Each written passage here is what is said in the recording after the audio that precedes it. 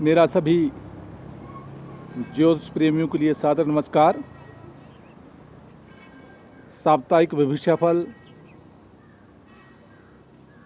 26 अक्टूबर से 1 नवंबर 2020 तक वैदिक ज्योतिष अनुसंधान संस्थान टूटू शिमला। साप्ताहिक भविष्यफल में मेष राशि पर कोई भी ग्रह नहीं है। वृष राशि में राहु रहेगा। कन्या राशि में शुक्र विचरण करेगा। तुला राशि में सूर्य बुध का योग बना रहेगा। वृश्चिक राशि में केतु, धनु राशि में बृहस्पति, मकर राशि में शनि, कुंभ राशि में चंद्रमा और 27 तारीख को रात्रि के बाद 2:31 पर चंद्रमा मीन राशि में प्रवेश कर जाएगा। 30 अक्टूबर को चंद्रमा 2:57 पर दोपहर में मेष राशि में प्रवेश करेगा। अश्विनी पूर्णिमा 31 अक्टूबर को होगी। मंगल और बुध सप्ताह भर जो है बकरी चलेंगे। मंगल मीन राशि में विचरण करेगा, जो बकरी होकर के मीन राशि में विराजमान रहेगा। मेष राशि का जातक जैसे स्थिति पहले ही मेष राशि वालों के लिए बनी है, शारीरिक स्वास्थ्य का विशेष ध्यान रखना होगा। मंगल बकरी रहेगा। बाद द्वादश स्थान में शरीर पर व्याय होने की संभावना बनती है। चोट आदि से विशेष सावधानी रखनी होगी। दाम्पत्य जीवन में सप्तम स्थान में नीचे सूर्य पारिवारिक उलझने को उत्पन्न करता है। वहाँ बुध भी षष्ठे होकर जो है सप्तम भाव में विराजमान है। व्यापारिक क्षेत्र में और पारिवारिक संबंधों में विशेष ध्यान रखना होगा। वैसे नवम भाव में बृहस्पति का होना और 10वें भाव में शनि का होना राजपक्ष से और भाग्य उदय होने में या प्रोन्नति के क्षेत्र में या नौकरी प्राप्ति करने के क्षेत्र में मेष राशि के लिए जातक के लिए बहुत अच्छा रहेगा। वृष राशि का जातक, जहाँ वृष राशि का स्वामी शुक्र जो है अपने से पंचम स्थान में होगा, बौद्धिक विकास कराएगा, मान सम्मान प्रतिष्ठा को देगा। राहु राशि पर विराजमान रहेगा। कोई नई युक्तियों के द्वारा आगे कोई नवीन योजनाओं का लाभ की प्राप्ति होगी। षष्ठ स्थान में केतु जो है शत्रु विनाश का योग बनाएगा। जहाँ केतु सप्तम स्थान में विराजमान होगा, वहाँ पारिवारिक और दाम्पत्य जीवन में कुछ समस्याओं का भी सामना करना पड़ सकता है। विशेष ध्यान रखना होगा कि जैसे कि मैंने कहा कि षष्ठ स्थान में केतु न होकर जो है सूर्य और बुध का योग बना है। जो सूर्य नीचस्थ है, परंतु फिर भी शत्रु पक्ष से विशेष ध्यान रखना होगा। और वहाँ 9वें स्थान में जो है शनि का होना भाग्य उदय करवाएगा।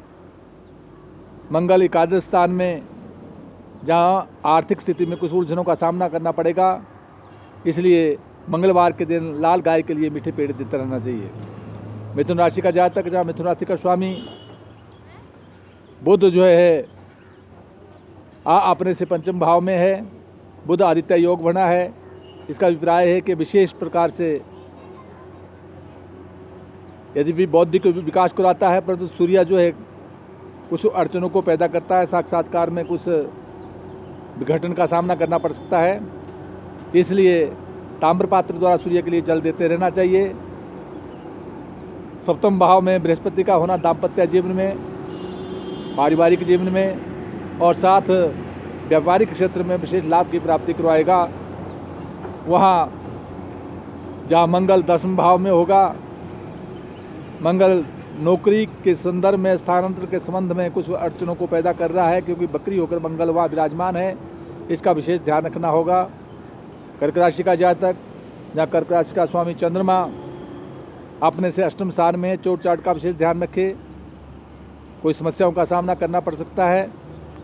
वहाँ 27 तारीख के बाद जो है चंद्रमा जहाँ अगली राशि में मीन राशि में प्रवेश करेगा रात्रि के बाद, तो इसका अभिप्राय ये है कि 28 तारीख को जो है विशेष भाग्यवर्धक योग बनेंगे।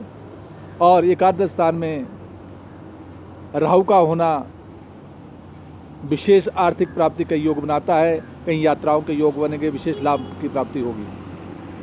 वहाँ सिंह राशि का जातक, सिंह राशि का स्वामी स्वयं जो सूर्य और बुध दोनों ग्रह जो है तृतीय स्थान में विराजमान हैं। यात्राओं में कुछ अड़चनों का सामना करना पड़ सकता है, परंतु वहाँ बुध द्वितीय होकर जो है तृतीय स्थान में विराजमान है राशि से, तो कुछ मान और सम्मान प्रतिष्ठा की प्राप्ति की भी हो सकती है। परंतु फिर भी सिंह राशि के जातक के लिए सूर्य स्तोत्र का जाप करते रहना चाहिए। वहाँ दसम स्थान में सिंह राशि के जातक के लिए राहु का होना जो है राजनीतिक के क्षेत्र में विशेष लाभ की प्राप्ति करवाएगा। मंगल अष्टम में ही रहेगा। अष्टम में मंगल जो है बकरी होकर जो भाग्येश होकर के जो अष्टम बैठा हुआ है, कहीं भाग्य उदय होने में कुछ अड़चनों का सामना करना पड़ता है, विशेष ध्यान रखना होगा। वहाँ चतुर्थ स्थान में जहाँ केतु विराजमान है, मातृपक्ष को कष्ट प्रदान करता है। जमीन जायदाद प्रॉपर्टी के संबंध में कुछ उलझनों का सामना करना पड़ सकता है, विशेष ध्यान देना होगा। परंतु पंचम स्थान में गुरु जो बौद्धिक विकास कराता है, इस प्रकार से विशेष लाभ की प्राप्ति होगी।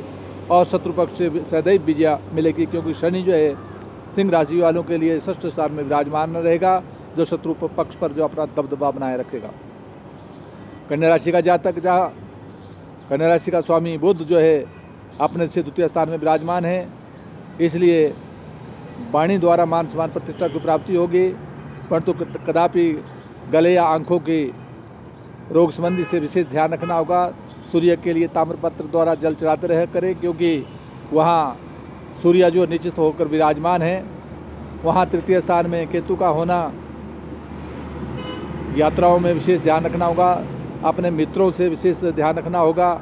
और यहाँ तक कि भाइयों संबंध में भी कुछ बंटवारे संबंधी समस्याओं का सामना करना पड़ सकता है, ध्यान रखें। वहाँ चौथे स्थान में बृहस्पति का होना जमीन जायदाद प्रॉपर्टी का लाभ देगा। पंचम स्थान में जहाँ शनि विराजमान है, शनि जो है विशेष प्रकार से क्योंकि बौद्धिक विकास कराएगा, मान सम्मान और प्रतिष्ठा को देता है। और कहीं साक्षात्कार के द्वारा सफलता के योग मिल रहे हैं। वहाँ जहाँ षष्ठ स्थान में चंद्रमा विराजमान है, लगभग कुछ शत्रु पक्ष से विशेष ध्यान रखें। दाम्पत्य जीवन में भी क्योंकि मंगल जो है बकरी होकर के पारिवारिक जीवन सप्तम स्थान में विराजमान है, इसलिए व्यापारिक पक्ष से भी समस्याओं का सामना करना पड़ सकता है। परंतु कुल मिलाकर नवम स्थान में गुरु राहु का होना और विशेष प्रकार से मान और सम्मान प्रतिष्ठा को देगा। परंतु गुरु वैसे चतुर्थ स्थान में जमीन जायदाद प्रॉपर्टी का लाभ ही देगा। वहाँ तुला राशि का जातक स्वयं सूर्य नीचस्थ होकर वहाँ विराजमान है। मन में कुछ उद्वेग रहेगा, मन अशांत रहेगा। सूर्य के लिए ताम्रपात्र द्वारा जल चढ़ाते रहा करें। और कुछ शरीर पर ब्याह होने की संभावना बनती है, क्योंकि द्वादशेष बुध जो है राशि पर विराजमान है। परंतु मित्र क्षेत्र का फिर भी कोई चिंता करने की जरूरत नहीं है। यात्राओं के योग बनेंगे। तीसरे स्थान में जो है बृहस्पति का होना यात्राओं के योग बनाएगा, भ्रातृपक्ष से मान सम्मान प्रतिष्ठा को देगा। कोई विशेष योजनाएं बनेंगी, उसमें लाभ की प्राप्ति होगी। वहाँ चतुर्थ स्थान में जो शनि जो है जमीन जायदाद प्रॉपर्टी का विशेष लाभ को प्राप्ति करवाएगा। पंचम स्थान में चंद्रमा बौद्धिक विकास करवा रहा है, उसके उपरांत छठे स्थान में चला जाएगा। फिर जो है मेष राशि में जो है 30 तारीख को प्रवेश करेगा। दाम्पत्य जीवन में सुख और सुख की प्राप्ति करवाएगा। फिर भी तुला राशि के जातक के लिए अनुष्ठान और पूजन इत्यादि करवाते रहना चाहिए और शुक्र मंत्र का जाप करना हितकर होगा। वृश्चिक राशि का जातक, जहाँ इसका स्वामी मंगल आजकल जो है नीचस्थ ना होकर बकरी होकर विराजमान है, अपने से जहाँ वो पंचम स्थान में चला हुआ है, बौद्धिक विकास में परेशानियों और उलझनों का सामना करना पड़ सकता है। विशेष ध्यान रखें, शत्रु पक्ष भी प्रबल हो सकता है, इसलिए लाल गाय को मीठे पेड़े देना और ओम क्राम क्रीम क्रोम स भौमायना इस मंत्र का भी जाप करते रहे, हितकर होगा। और शारीरिक स्वास्थ्य का केतु होने का विशेष ध्यान रखना होगा। परंतु दाम्पत्य जीवन में और व्यापारिक पक्ष से कहीं से अचानक जो है प्रसन्नता का योग बन सकता है। इस प्रकार से वृश्चिक राशि के लिए विशेष ध्यान रखना होगा। धनु राशि का जातक बृहस्पति स्वयं में वहाँ विराजमान है, मान सम्मान प्रतिष्ठा बढ़ेगी, परंतु जमीन जायदाद प्रॉपर्टी के क्षेत्र में कुछ बाधाओं का सामना करना पड़ सकता है, क्योंकि बकरी मंगल चतुर्थ भाव में विराजमान है। धन का आगमन होगा। द्वितीय स्थान में शनि स्वयं में स्वगृह होकर विराजमान है। यात्राओं के योग बनेंगे, विशेष लाभ की प्राप्ति होगी। वहाँ शत्रु पक्ष में जो अपना दबदबा बने रहेगा और व्यापारिक पक्ष से भी लाभ की प्राप्ति होगी। पारिवारिक जीवन में पत्नी से अर्थ प्राप्ति के योग बन रहे हैं, विशेष प्रकार से सफलता के योग दे रहा है। वहाँ शुक्र जो है दसम स्थान में, जहाँ दसम स्थान में शुक्र विराजमान है, मित्र क्षेत्र का है, इसलिए नौकरी इत्यादि में विशेष लाभ की प्राप्ति होगी। कुल मिलाकर के जो है भ्रातृपक्ष से जो है छोटे भाइयों से बड़े भाइयों से विशेष ध्यान रखना होगा और ताम्र पात्र द्वारा सूर्य के लिए जल चढ़ाना हितकर रहेगा। मकर राशि का जातक जहाँ स्वयं में शनि वहाँ विराजमान है, शनि होने के कारण शारीरिक स्वास्थ्य का विशेष लाभ मिलेगा। पारिवारिक जीवन में सुख की प्राप्ति होगी। वहाँ चंद्रमा द्वितीय स्थान में धन का योग बना रहा है, पैसे के आगमन होगा। उपरांत जो है 28 तारीख को जो है चंद्रमा जहाँ मीन राशि में प्रवेश करेगा, तो इसका अभिप्राय ये होगा कि कहीं यात्राओं के योग बनेंगे, भ्रातृ सहयोग बनेगा। और उसके उपरांत जो है वही चंद्रमा जो है मेष राशि में 30 तारीख को प्रवेश करेगा दोपहर के बाद, तो जमीन और जायदाद प्रॉपर्टी संबंध कोई विशेष आप वार्ता कर सकते हैं, लाभ की प्राप्ति होगी। वैसे कुल मिलाकर जो है तुला राशि के जातक के लिए दसवें स्थान में जो है जहाँ सूर्य विराजमान है वो नीचस्थ है, इसलिए नौकरी के क्षेत्र में विशेष ध्यान रखना होगा। इसलिए तुला राशि का जो सूर्य है वो सूर्य का स्तोत्र पढ़ना विशेष शुभ कारक होगा, लाभ की प्राप्ति कराएगा। वहाँ कुंभ राशि का जातक, वहाँ चंद्रमा राशि पर विराजमान है, मान सम्मान प्रतिष्ठा बने रहेगी और उपरांत भी धन की प्राप्ति के योग बनेगा। कहीं यात्राओं के योग बन सकते हैं, इसमें विशेष ध्यान देना होगा। वहाँ जहाँ कुंभ राशि का जातक है उसके लिए विशेष प्रकार से सफलताओं के योग देता है, धन की प्राप्ति के योग बनेंगे, मान सम्मान प्रतिष्ठा बनी रहेगी। उनमें कुंभ राशि के लिए जातक के लिए जो है विशेष प्रकार से जो है कहीं अष्टम स्थान में, जैसे अपने से अष्टम स्थान में जो है शुक्र का होना, थोड़ा पारिवारिक और दाम्पत्य जीवन में विशेष ध्यान देना होगा।